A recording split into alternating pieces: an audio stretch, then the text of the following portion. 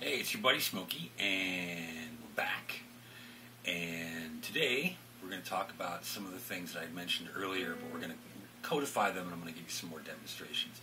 I talked about earlier about when I'm working out of two keys at once and doing the polytonal thing, that there's a point where I don't think about it anymore or see it on the neck anymore as being two separate scales, but as what I call a compound scale.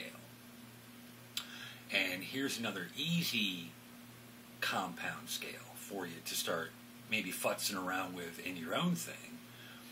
And part of it is sort of a happy marriage in between, say, a diatonic shred thing and a pentatonic bluesy thing.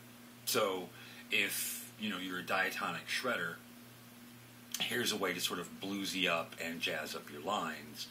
And if you're a pentatonic player, here's a way to add a little shred to what you're doing. So it kind of meets in the middle of both. And here's the idea. It's a compound scale of the idea of what's called bebop scales. And bebop scales are like diatonic scales with added notes. So they're not 7-note scales anymore. They're like 8-note scales. And one of them is you use the flat third and the major third. One of them is you use the fifth and the sharp 5. One of them is 5 and flat 5 and 4. So there's a lot of these chromatic ideas that happen, and instead of treating them as separate kind of scales, I just compounded the ideas together into one thing, and I'm going to show you the fingering for it. And part of your homework for yourself is, if you dig it, you get to find the next modules of the fingering. And what I'm going to show you, you don't have to sort of always treat the notes as something that you need to play. So it's a very, very versatile scale. It's a very, very versatile idea. And the finger pattern I'm going to show you, chromatic notes are options. You don't have to play them all the time. This is not the kind of idea of a scale where every note has to be played. It doesn't. You don't want it there, you don't have to have it there.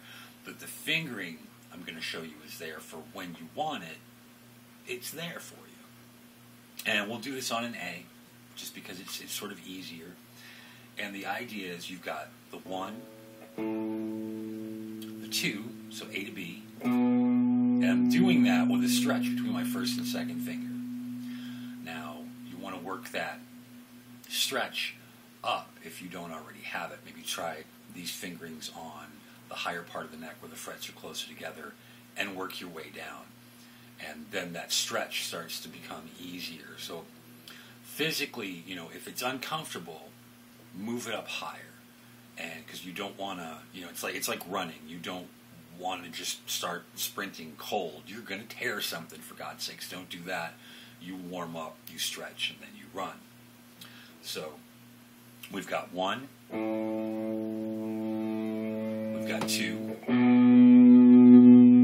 The third finger is going to play the flat 3 on the C. And you bring the pinky up to the C sharp, the major third. And I'm keeping my thumb behind the neck. I'm sort of making a taco, and my neck is like a taco. Best I got, folks. Sorry. So 1, 2, flat 3, 3. Then I go to the 4 on the A string to the D.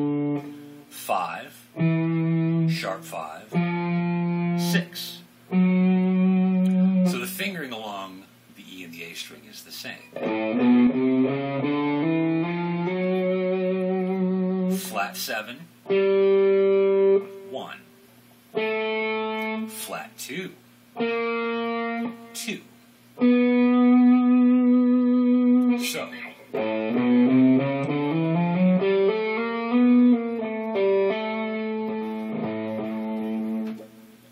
now it was starting to sound pretty ambiguous there in terms of where's the root, because there's a lot of chromaticism going on.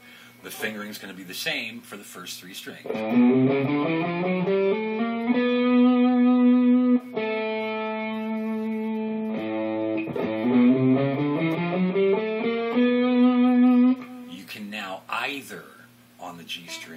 keep the fingering the same,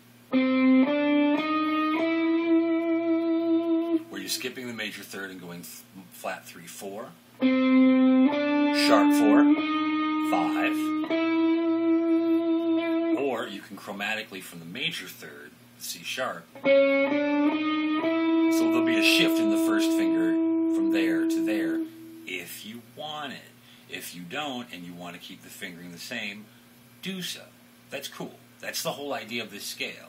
It's slightly ambiguous, it's a little jazzy, it's a little shreddy, it's a little bit of everything, but you've got the nice chromaticism that's there. And then on the B string, you're going to repeat that E.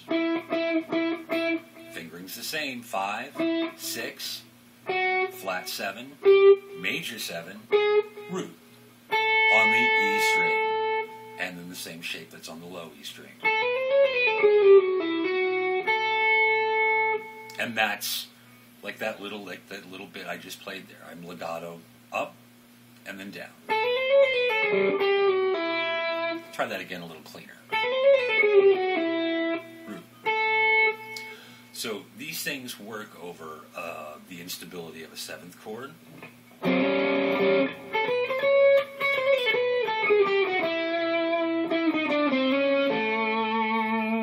But the fingering, you can leave it the same all the way up and down, or you can switch on the G string from the minor third to the major third, depending on what you want, what you hear. But again, the physicality of it is really the big stretch is between first and second finger, which really isn't that much if you're a diatonic player, because there's your major. But then I'm adding the minor third in there. Or for minor pentatonic players, you're basically, adding the second and the major third. So it's a really simple idea of just in terms of finger pattern. You can keep it the same all the way up. You can make that change on the G string and bring the first finger in. You are going to get the repeat of the E on the G string and the B string. But again, over a 7 chord, you can play this over a funky blues. You can go ahead, if you're being more fusion with it, that basically what it's doing now is adding alterations over a 7th chord that may not be spelled in the chord, but now you're simply adding, you're superimposing, or if you want to be more aggressive, you're simply imposing that over top of it. So from the bottom up again, A, B, C, C sharp, D, E, F, F sharp. That kind of sounds like that old standard. And it's all there in a scale. Flat 7 G, A, B flat B. If you want to keep the fingering the same, then it's C, D, E flat E. Repeat the E on the B string, and then it's E, F sharp, G, G sharp. Root A on the E string. B, C, C sharp, like the first E string. So over a chord.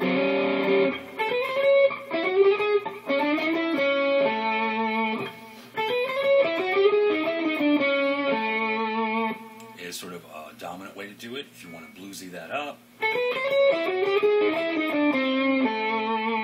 Both work. It's really just a matter of taste. But that's the idea of a compound scale in action. No licks. I'm not going to show you licks per se. This is for you to go ahead and explore and have fun with. And a little teaser, let's take that chromatic second part. And then we can reach with the pinky to the 5. If you want to go ahead and make it chromatic and add to the 4. So 2, minor third, third, 4. That way you get to the 5 on the A string. How you want to make those next modules is completely up to you. This is just a practical application of the concept of a compound scale.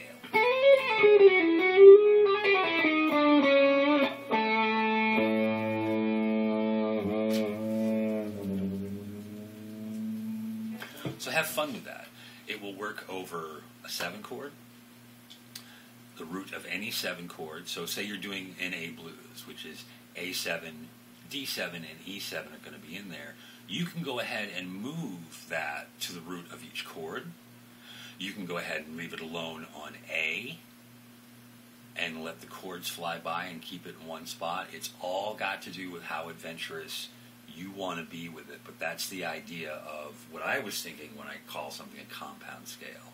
Eventually, I'm taking the 2 separate ideas or 3 separate ideas, and it becomes one thing. And it's like I said before, I'm not thinking of a chromatic scale where now I'm just picking different parts. I'm literally just, because visualization of the neck, again, is part and parcel of being a musician who plays guitar.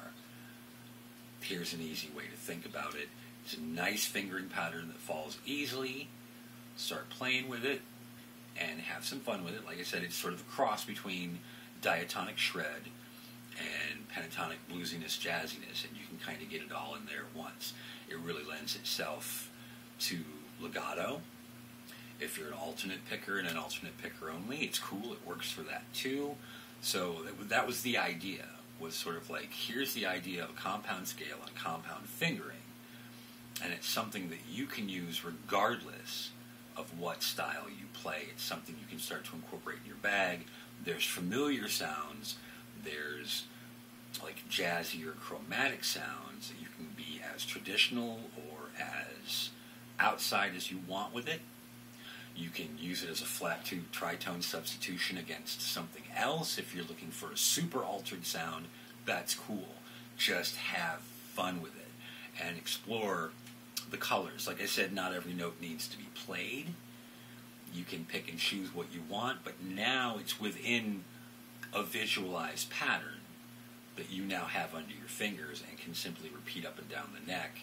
Certain notes don't repeat, certain notes do repeat, so it gives you a really broad range of sound. So it's your buddy Smokey. Thanks for hanging out and taking some time and willing to be a little adventurous about these ideas, and I'll be back with another quick thing about the funk.